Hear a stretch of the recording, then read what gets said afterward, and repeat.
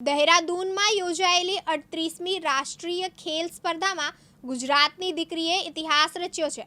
રાજપીપળાના રિક્ષા ચાલકની પુત્રી પ્રીતિ મહેશ વસાવાએ જિમ્નાસ્ટિકની ટ્રેમ્પોલિન ઇવેન્ટમાં બ્રોન્ઝ મેડલ મેળવી નર્મદા જિલ્લા અને ગુજરાતનું નામ રોશન કર્યું છે. 18 વર્ષીય પ્રીતિ ગુજરાત વ્યાયામ પ્રચારક મંડળ સંચાલિત પુરાણી વ્યાયામ શાળામાં કોચ ગૌરીશંકર દવે અને તેજસ દિલીપચંદ્ર પટેલ પાસેથી તાલીમ મેળવી રહી છે.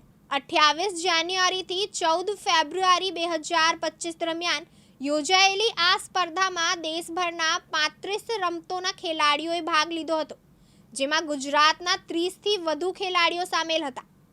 આદિવાસી સમાજની આ દીકરીએ પ્રથમ ક્વોલિફાઇંગ રાઉન્ડમાં 7મો ક્રમ મેળવ્યો હતો અને ફાઇનલમાં 8 ખેલાડીઓ વચ્ચે શાનદાર પ્રદર્શન કરી બ્રોન્ઝ મેડલ જીત્યો. ઉલ્લેખનીય છે કે પ્રીતિએ સુરત ખાતે યોજાયેલી સિનિયર નેશનલ જિમ્નાસ્ટિક ચેમ્પિયનશિપમાં 7મો ક્રમ મેળવી દહેરાદૂન સ્પર્ધા માટે ક્વોલિફાય થઈ હતી.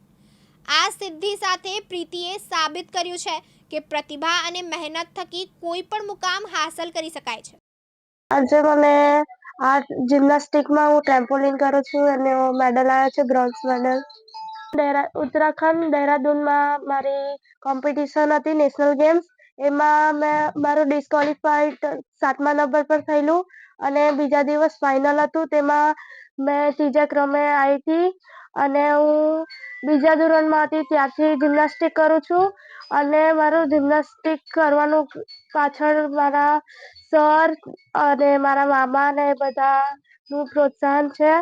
અને મેં પહેલાં જિમ્નાસ્ટિકમાં ગૌરીશંકર સર પાસે કરતી હતી, પછી મારા પરફોર્મન્સ જોઈને ગૌરીશંકર સરે અને તેજસ સરે કરીને એમને એક ગ્રુપમાં નાખી અને તેજસ સરે મારું પરફોર્મન્સ જોઈને એમને મારી પાછળ મહેનત કરી અને અમે કેટલા વર્ષોની મહેનતથી આ બ્રોન્ઝ મેડલ લઈને આવી છું. બોમ્બેમાં રમવા ગઈ હતી ત્યારે પણ હું આર્ટિસ્ટિકમાં હતી. આર્ટિસ્ટિકમાં મેં સિલેક્ટ થઈ હતી ને એમાં બી નીકળી હતી. એ 4th નંબર પર હતી પણ ફાઇનલમાં બગડી ગયું હતું, તેથી મારું એમાં બી રહી ગયું હતું. ત્યાર પછી અહીંયા જે સુરત રમાઈ હતી હમણાં જ, તો તેમાં બી મારું આ ટ્રેમ્પોલિન કરતી હતી, તેમાં ટ્રેમ્પોલિનમાં બી મેં સિલેક્ટ થયેલી, ક્વોલિફાઈડ થઈ હતી 7મા પર. તો છે ને એ ફાઇનલમાં નીકળી હતી પણ ફાઇનલમાં થોડુંક બગડી ગયું એટલે હું બહાર નીકળી ગઈ હતી અને આ હમણાં જે દહેરાદૂનમાં રમાઈ હતી તેમાં મારો બ્રોન્ઝ મેડલ આવ્યો. મમ્મી પપ્પાને મારા પપ્પા તો રિક્ષા ચલાવે છે અને મારા મમ્મી ઘરે દુકાન ચલાવે છે અને આ સામાન્ય પરિવારમાંથી આવી છું અને તે છતાં પણ મારા મમ્મી પપ્પા લોકો મને આગળ વધારે છે અને મને ભણાવે છે. હવે આગળ ગોલ્ડ હજી આની પછી પાછી એક થવાની છે નેશનલ ગેમ્સ, તેમાં મારે ગોલ્ડ મેડલ લાવવાનો છે અને ઇન્ડિયા માટે લાવવાનો છે ગોલ્ડ મેડલ. ઇન્ડિયા માટે રમવાનું છે. મારું નામ વસાવા પ્રીતિ છે. નાનપણમાંથી એને ઉછેરી છે, બહુ મહેનત કરાવી છે. એના મામા હતા અને એક સતીશભાઈ કરીને હતા, એના કોચ હતા. એમને કીધું હતું કે તમારી દીકરીને જિમ્નાસ્ટિક મોકલજો તો એના માટે બહુ સારું રહેશે. તો અમે કીધું સારું મોકલીશું. તો અમે મોકલી, પછી એને પ્રેક્ટિસ કરાવી સરસ રીતે, ધ્યાન પણ આપ્યું એમને. પછી બહુ મહેનત કરાવી. અમે પણ એના માટે બહુ મહેનત કરીએ છીએ કે અમારી છોકરી જિમ્નાસ્ટિક જાય, આગળ વધે અને હજુ પણ મહેનત કરાવીએ છીએ. અમને બહુ ખુશી છે, બધા બહુ માન સન્માન આપે છે એને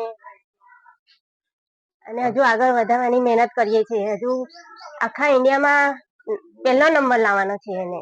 નામ ભાવના છે. હું કોચ તરીકે ખૂબ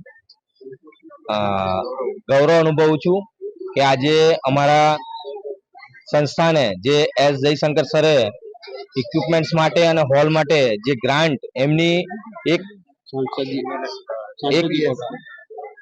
એક એમની જે ઈચ્છા હતી સરની કે આદિવાસી બાળકો જે છે એ નર્મદા જિલ્લાના એ ઇન્ટરનેશનલ લેવલ પર પહોંચે. અમને સરે અમારી ત્યાં મુલાકાત લીધી હતી અને એમની જે ફંડમાંથી અમને જે આ ઇક્વિપમેન્ટ્સ એના માટે જે સહાય કરી, એ જ રીતે બીજી જે અમારી ત્યાં ગેમ ચાલે છે ગુજરાત વ્યાયામ પ્રચારક મંડળની અંદર CP degree college of physical education ચાલે, એની અંદર જો આ ઇક્વિપમેન્ટ્સ બીજી બધી રમતના પણ મળે અમને તો 2036ની જે ઓલિમ્પિક છે એની અંદર ગુજરાતનું નામ અને ભારત દેશનું નામ અમારા અહીંયાના ખેલાડીઓ કરી શકે છે. પ્રીતિ વસાવા માટે શું કહેશો એનું ભવિષ્ય? અમે પ્રીતિ વસાવાને અમે હાઈ પરફોર્મન્સ સેન્ટરની અંદર અમારી પાસે જે ફેસિલિટી ઊભી થઈ છે એની અંદર જો હજુ પણ થોડીક જે અમને ઉણપ છે, જે જરૂરિયાત છે, જે પૂરી કરવામાં આવે તો અમે એવું વિચારીએ છીએ કે વધુ સમય નહીં પણ 2 કે 3 વર્ષમાં પણ અમે ઇન્ટરનેશનલ લેવલ ઉપર મેડલ લઈ શકીએ એમ છે.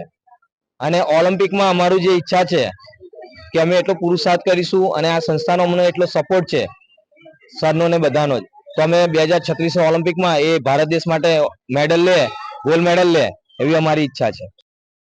દીપક જગતાપ સાથે જીતુ રાણા, દિવ્યાંગ ન્યૂઝ, રાજપીપળા, નર્મદા.